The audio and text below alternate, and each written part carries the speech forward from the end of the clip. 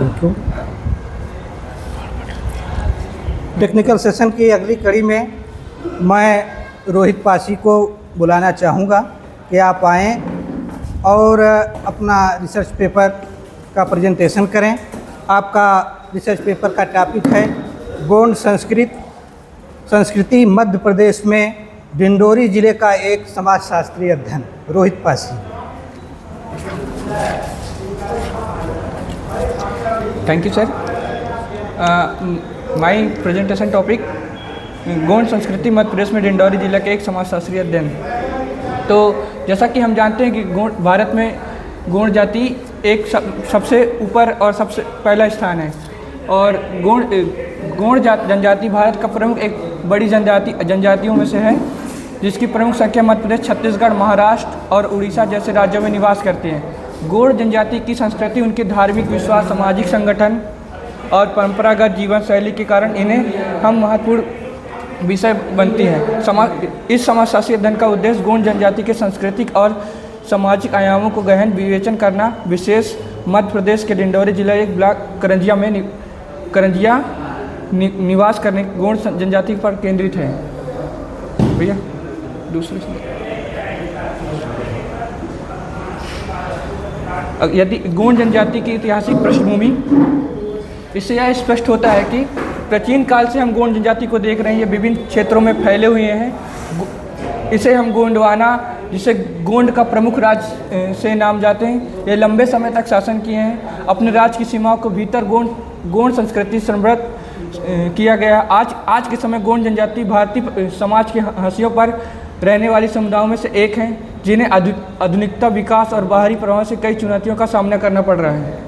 मध्य प्रदेश में गोंड जनजाति विशेष रूप से महत्वपूर्ण है क्योंकि इस राज्य की कुल जनजातीय आबादी में उनका एक बड़ा हिस्सा डिंडोरी जिला, जो मुख्य रूप से आदिवासी आबादी वाला क्षेत्र है, गोंड जनजाति का एक प्रमुख निवास स्थल है, जिसे हम सामाजिक और सांस्कृतिक रचनाओं से समझने के लिए गोंड समाज का अध्ययन कर रहे हैं। गोंड जनजाति के सांस्कृतिक विविधता और परंपराएं जीवंत रूप से विद्यमान है। इनकी धार्मिक अवस्थाएं, त्यौहार, संगीत, नृत्य, कला, ये सबसे हम इनकी मुख्य आधार पहचान है। भैया नेक्स्ट स्लाइड। जो हमारा अध्ययन का जो उद्देश्य है वो गोंड संस्कृति के सामाजिक और आर्थिक पहलू का अध्ययन करना। दूसरा, डिंडोरी जिले में गोंड जनजाति को आधुनिकता और विकास का प्रभाव का अध्ययन करना। गोंड जनजाति की परंपरागत संस्कृति को संरक्षण का सुझाव प्रदान करना। हमारा जो साहित्य समीक्षा है वो वेरियल एल्विन जी का है। गोंडों की पारंपरिक संस्कृति, उनकी धार्मिक मान्यताओं को और सामाजिक संरचनाओं को महत्वपूर्ण प्रस्तुत किया है इन्होंने। इन प्रारंभिक अध्ययनों से गोंड समाज को स्वायत्त, आत्मनिर्भर और पर्यावरण के साथ समरसता से रहने वाले समुदाय के रूप में दर्शाया गया है। आधुनिक अध्ययन पर इस समुदाय के बदलते परिप्रेक्ष्य को उजागर करने के लिए, जिसमें शिक्षा, शहरीकरण और सरकारी नीतियों का प्रभाव शामिल है। शोध पद्धति में हमने गुणात्मक और विवेचनात्मक शोध का अध्ययन किया है, जिसका जो हम टूल्स, उपकरण जो उसमें सहभागी और साक्षात्कार विधि, केस स्टडी, और जो हमारा जो क्षेत्र का चयन है वो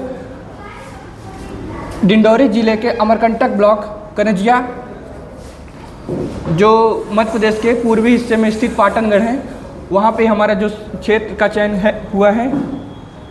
जो सैंपल है वो विभिन्न समुदाय जो गोंड जनजाति जो उनकी वहाँ पे जो पठारी गुण है और गोंडी गुण है और प्रधान गुण है, उन पे अध्ययन कर रहे हैं।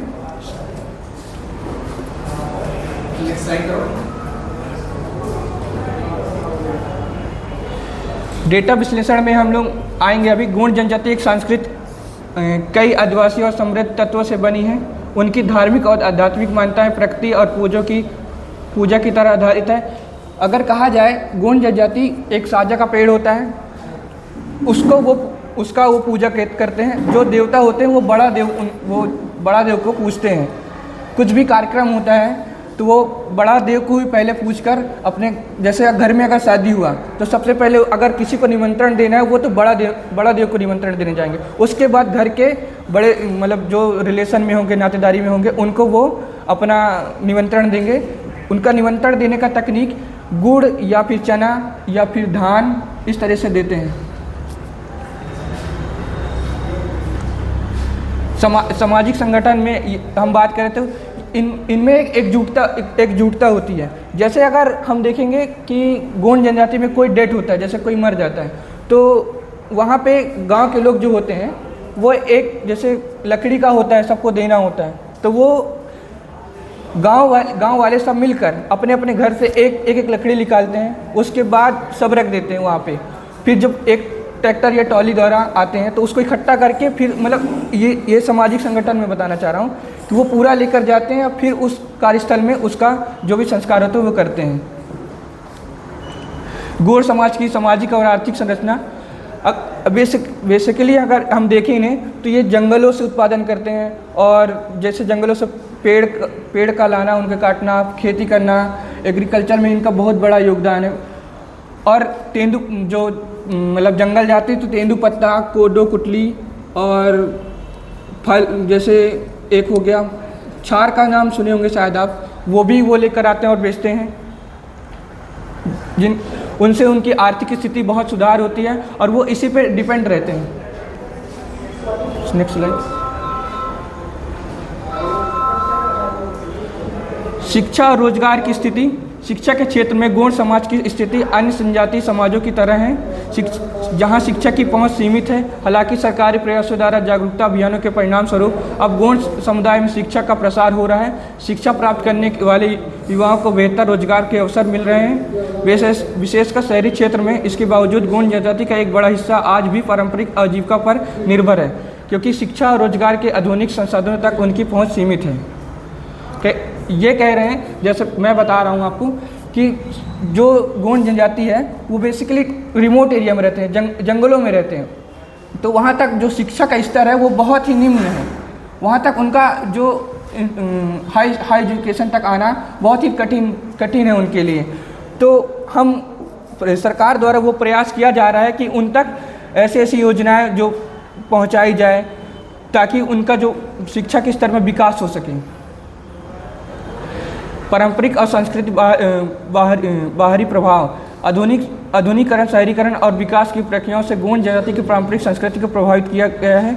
उनकी सांस्कृतिक रीति रिवाज, संगीत, नृत्य, धार्मिक मान्यताएं और सामाजिक रचनाएं तेजी से बदल रही है। शहरीकरण के कारण गौड़ युवा अपनी संस्कृति, आजीविका और संस्कृति धरोहर को छोड़कर आधुनिक पेशे की ओर रुख कर रहे हैं। इसके साथ ही बाहरी दुनिया में संपर्क बढ़ाने के लिए उनके जीवन में नए मूल और आदतें प्रवेश कर रही हैं, जिससे उनकी सांस्कृतिक पहचान खतरे में पड़ रही है।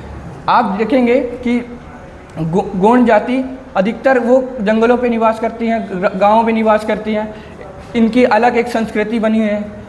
तो ये अपनी आजीविका को चलाने के लिए बाहरी क्षेत्र में जाते हैं रोजगार के लिए, तो वो रोजगार में वहीं रहने लगते हैं, तो अपनी धीरे धीरे से वो संस्कृति भूलने लगते हैं। और फिर उसके बाद उनकी जो संस्कृति भूलने से गांव में उनकी जो आने वाली पीढ़ियां हैं उनको वो नहीं बता पाते हैं, वो शहरों की तरह रहने लग जाते हैं। उनका जो शहरों की स्टाइल है वो सुबह उनका नाश्ता करना हो जाता है, जैसे पोहा, ये सब इनका वो नहीं था, लेकिन ये मॉडर्नाइज आधुनिकता की वजह से ये सब एडप्ट कर रहे हैं। निष्कर्ष में हम आएंगे, शोध में यह पाया गया है कि गौड़ बाहरी प्रभावों का आधुनिकता के कारण तेजी से बदल रहा है। हालांकि उनके पारंपरिक जीवन और संस्कृति धरोहर को संरक्षित करने के लिए सरकारी और गैर सरकारी प्रयास आवश्यक। गौड़ जनजाति की संस्कृति पहचान को संरक्षित करने के लिए सशक्तिकरण के उपायों को प्राथमिकता देनी चाहिए। सुरेन, संदर्भ सूची है ये, और दूसरा सुरेन, धन्यवाद। और फोटोस, ये पाटनगढ़ की एक फ़ोटो है, ये भित्ति कला इसे हम कहेंगे, जो भित्ति कला से उभर कर कैनवास पेपर में आया। जनगढ़ सिंह श्याम जी हैं, उन्होंने सबसे पहले भित्ति कला का प्रस्तुत किया था अपने दीवालों में। इनका जो थॉट था वो जंगलों में जाते थे जनगढ़ सिंह श्याम, और वहाँ जंगलों से जाकर वो प्रकृति को सोचकर, मतलब ये सोचा हुआ चित्र बनाया गया है कि वो ऐसा कर रहे हैं। और 2023 में पाटनगढ़ को जीआई टैग मिला है पेंटिंग के माध्यम से। ये कैनवास पेपर में वहाँ के पूरे गांव के लोग ये पेंटिंग बनाते हैं। इनका जो पेंटिंग ये आर्थिक उत्पादन का एक स्रोत भी बन चुका है।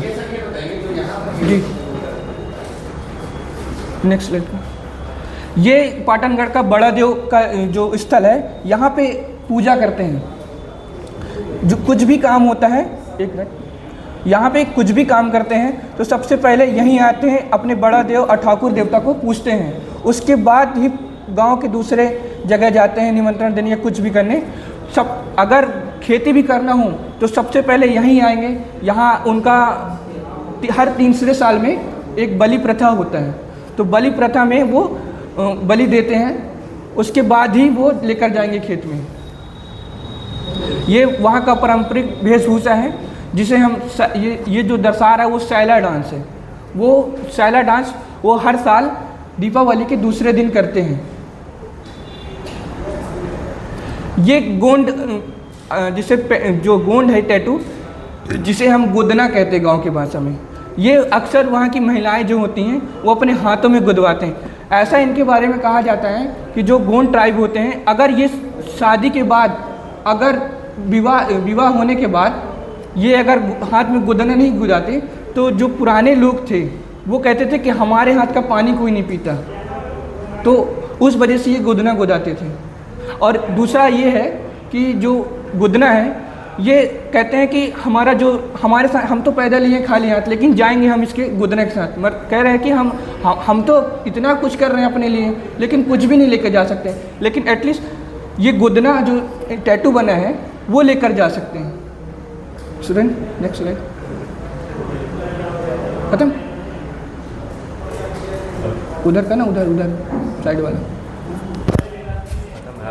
Okay, thank you sir. Any question?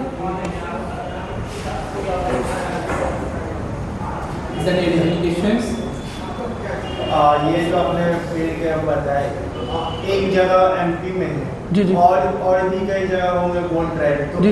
वो सब भी इन्हीं का पूजा करेंगे? नो, मैं जो मेरा जो टॉपिक है वो डिंडोरी ब्लॉक पे है, पाटनगढ़ पे। जो अध्ययन का जो मेरा सीमा है वो डिंडोरी पाटनगढ़ में, पाटनगढ़ का बताया। और भी बाकी जगह आप देखेंगे तो बड़ा देव और आपको साजा का पेड़ आपको जरूर मिलेगा। गोंड जनजाति की प्रमुख पहचान है। ठीक सर, थैंक यू सर।